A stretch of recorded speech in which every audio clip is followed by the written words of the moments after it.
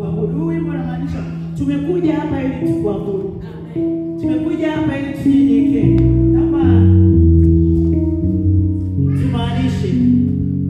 Na kwa sababu ya International Church, jifunzage na Kiingereza kidogo. Amen. Kwa mikono yako tuombe. Tuimbe nyimbo hiyo.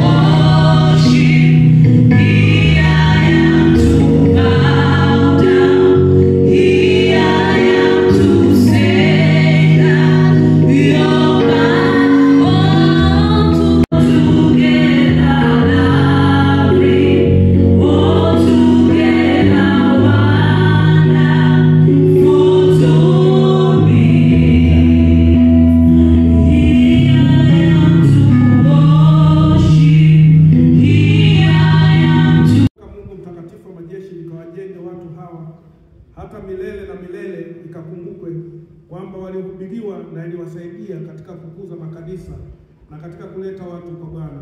Mtakatifu leo mkuu, ninaamini unaenda kutenda haya. Amen. Nyingi zilizotajwa mle zinahusiana upendo. Akisema usiibe, kama unampenda mwenzako huwezi kumwibia. Ndio Yesu asifiwe. Akisema usizini, kama unampenda huwezi kuzini. Ndio Yesu asifiwe. Akisema waheshimu baba na mama upate miaka mingi na heri duniani, bado ni upendo. Kwa hiyo tunashukuru sana kwa lile ulilohudumu. Ndio Yesu asifiwe. Sasa mimi naenda kuhudumu kitu ambacho kinaitwa uaminifu na mtumishi kumtegemea Mungu. Ndio Yesu asifiwe. Uaminifu na mtumishi kumtegemea Mungu. Je, naweza kuanza ni kwa kiasi gani sisi ni waaminifu? Ndio Yesu asifiwe.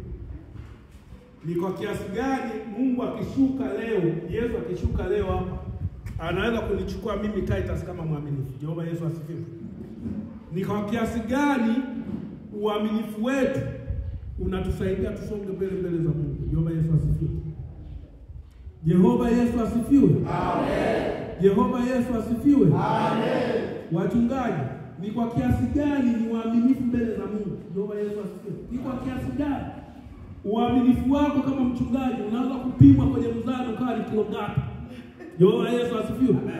Uaminifu wako kama mchungaji unaweza kumsaidia muumini wako kwa kiasi gani? Jehova Yesu asifiwe. Ni kwa kiasi gani ninataka kukujenga wewe mchungaji? Jehova Yesu asifiwe. Amen. Jehova Yesu asifiwe. Amen. Kimsingi ili mchungaji uwe mchungaji mwema, uaminifu inabidi uwe ni asilimia moja. Jehova Yesu asifiwe. Kuwe na uaminifu kwa kila kitu unachokitenda. Jehova Yesu asifiwe. Kuwe na uaminifu kwa kila unachokihubiri na maisha yako unayoyaishi. Uaminifu ni kwa kiasi gani? Jehova Yesu asifiwe. Sio tugae kola, sio tushike Biblia, zile Biblia tuna uaminifu ndani kwa kiasi gani? Na hapa ndipo tunapoangamiza roho za watu wengi. Jehova Yesu asifiwe. Hapa ndipo tunapoangamiza waumini wengi. Waumini wengi wanakimbia kwa kuwa sisi wachungaji tumekuwa sio waaminifu. Jehova Yesu asifiwe. Ukiwa mwaminifu waumini wengi watakuja kwako. Jehova Yesu asifiwe. Ukiwa mwaminifu kwa kila kitu utakachokifanya. Jehova Yesu asifiwe. Uaminifu ni kwa kiasi gani? Lakini tukitoka kwenye uaminifu, ni kwa kiasi gani unamtegemea Mungu? Jehova Yesu asifiwe. Umtegemee mwanadamu. Jehova Yesu asifiwe. Umtegemee askofu. Askofu mtegemee kwa miongozo mbalimbali, miongozo ya kawaida ya kibinadamu kama kiongozi. Lakini usimweke yeye kama Mungu. Jehova Yesu asifiwe. usimweke yeye wa kuchukua akulishe. Jehova Yesu asifiwe. Na ndio maana tukienda kwenye kitabu cha Yeremia, mchungaji Mkote unaanza kutusomea Yeremia 17. Sura ya 17 ule mstari wa 5 hadi wa 8. Jehova Yesu asifiwe.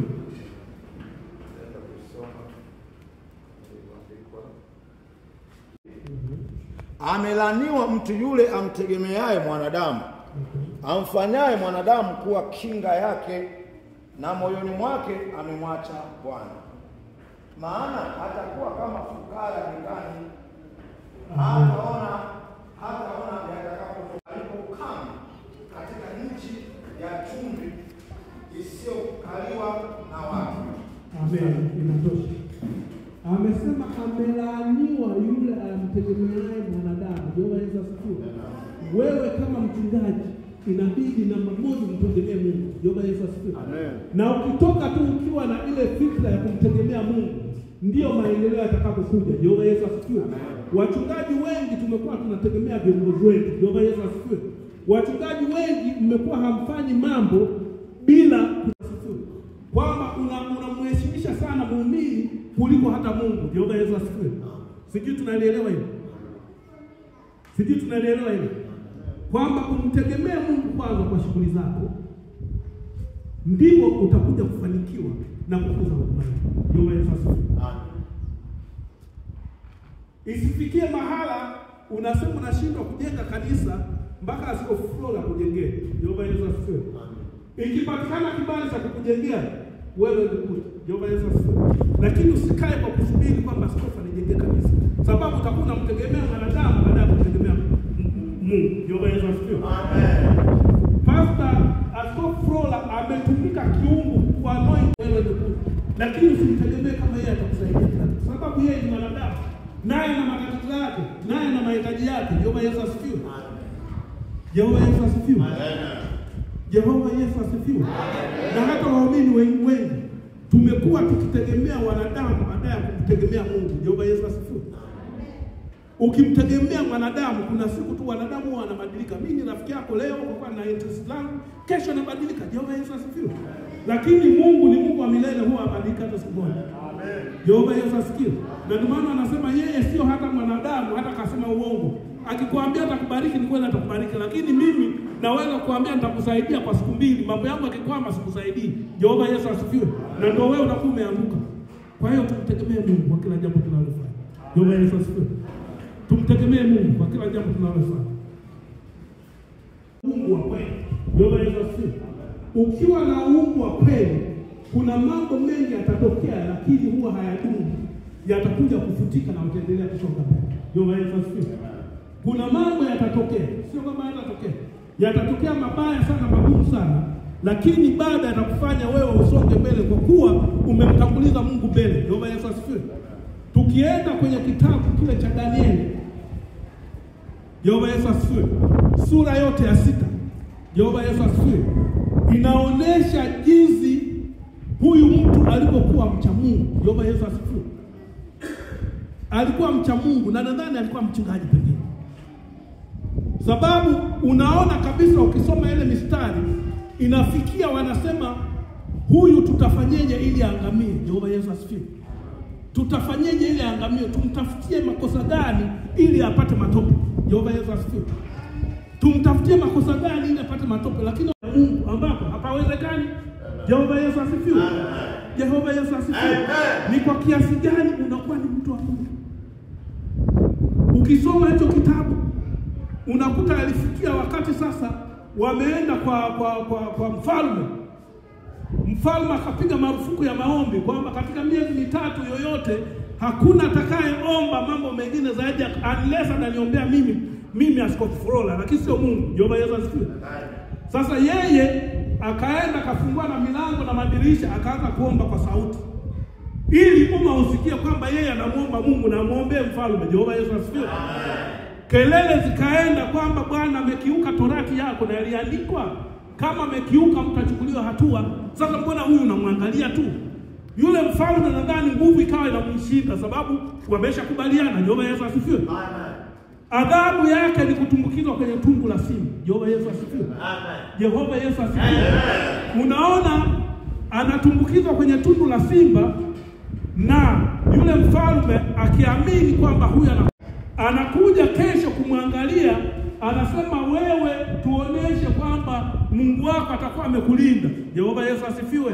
Na yeye anajibu anasema, mfalme huishi milele, Mungu naye waumini amenilinda. Akaanza kushangaa. Kwa nini? Kwa kuwa alikuwa anamuomba Mungu, na Mungu huwa hawezi kukuathiri kama unamuomba. Jehova Yesu asifiwe. Hata siku moja. Whenever you go with God, there is no way kwamba mambo hayatasonga mbele. Mara nyingi kama wachungaji tunafika mahala tunaanza kufanya nini? Tunarudi nyuma. Jehova Yesu asifiwe. Jehova Yesu asifiwe. Tukiangalia kitabu cha Danieli, na ni kizuri zaidi. Jarishi kanisa kako ni kadogo namna gani? Ukimwambia unamtanguliza Mungu, baada ya miaka 3 mingi kutakuwa na sababu tofauti. Jehova Yesu asifiwe. Unapoanza kanisa kubwa, ukianza kanisa kubwa utategemewa tu na watu ambao watasema tumekujengea, lakini acha Mungu wako akujengee kanisa ambalo litakuwa na nguvu, ambalo litakuwa na watu, lakini na watu ambao wanaenda mbinguni. Jehova Yesu asifiwe. Jehova Yesu asifiwe. Jehova Yesu asifiwe. Sasa kama mchungaji, kuna vitu ambavyo inabidi usonge navyo kama muumini wa Mungu. Jehova Yesu asifiwe. Moja, nimeshasema uwe mwaminifu kwa Mungu. Jehova Yesu asifiwe. Uwe mwaminifu kwa Mungu katika mazingira yote. Uwe mwaminifu kwa Mungu kwenye kuomba. Uwe mwaminifu kwa Mungu kwenye kutoa. Uwe mwaminifu kwa Mungu kwenye kuchunga. Wachungaji tunapokuwa zamani walikuwa wanafahamika huyu mchungaji, lakini siku hizi ukikutana na mchungaji unaweza kufahamu kama mchungaji. Kwa nini? Mnajua kwa nini? Tumepunguza uaminifu kwa Mungu. Ile sura ambayo anataka kukupa kama huyu ni malaika, umegeuka kwamba sio malaika tena. Na ndio maana hutambuliki ukipita kwamba huyu ni mchungaji. Lakini zamani ulikuwa ukikutana hivi, ukikutana tunamjua huyu ni mchungaji. Kwa nini tumepungua hiyo? Ni kwa kuwa tumepunguza uaminifu kwa Mungu. Na Mungu amegeuka, anaendelea na maisha yake mengine. Jehova Yesu asifiwe. Anatuacha tunang'ang'ana. Jehova Yesu asifiwe. Kumbe tunatakiwa kuwa waaminifu kwa Mungu kwa kila jambo tunalofanya. Amen. Ana haja kutoa sadaka. Mnadhani ana haja? Hana. Lakini ili awe mwaminifu kwa Mungu, ukienda kwa mahubiri ya mwanasheria laki kati ya Lucifer na Mungu, kati ya Lucifer na Mungu, lazima ufuate mpango kwamba lazima sadaka utoe. Jehova Yesu asifiwe. Ili usije ukachepuka tu, sababu ukichepuka hatua moja tu umeshakuwa shetani. Tofauti na mimi transformation ya kufika ushetani ni mbali sana, tofauti na wewe mchungaji. Sababu wewe you are closer to God. Kwa hiyo kutoka hapa kuanguka kwa shetani ni hatua moja, lakini unaweza kuta kuna hatua 100. Jehova Yesu asifiwe. Jehova Yesu asifiwe. Na ndio maana Yesu asifiwe. Jehova Yesu asifiwe. Amen. Amen. Amen. Hilo lilikuwa la sadaka. Lakini pia kwa mchungaji lazima uongoze kwenye kutoa fungu la 10. Jehova Yesu asifiwe. Lazima uongoze kwenye kutoa fungu la 10. Na ndio maana kwenye Walawi inasema kabisa umekuwa majambazi. Sasa hebu jiulize mwenyewe moyoni, ni kwa kiasi gani mtoe fungu la 10? Ni kwa kiasi gani umekuwa jambazi mbele ya Mungu? Jehova Yesu asifiwe. Kumbuka, Biblia inasema wewe ni nusu na Mungu. Kwa hiyo usipotoa fungu la 10, unajitengenezea mazingira ya kutoendelea. Jehova Yesu asifiwe.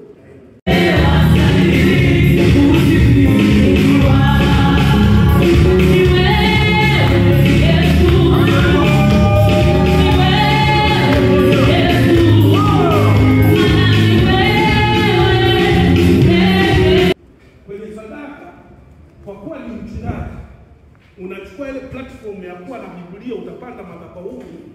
Yaani unakatiza fulani hivi alafu sadaka kama hiyo. Jehova Yesu asifiwe. Amen. Yaani unataka ile platform kwa sababu wewe unaenda kuhubiri. Kwa hiyo wanatoa wengine na nini, unaona unapanda kuja kuhubiri. Sasa hapo ni kosa kwa Mungu.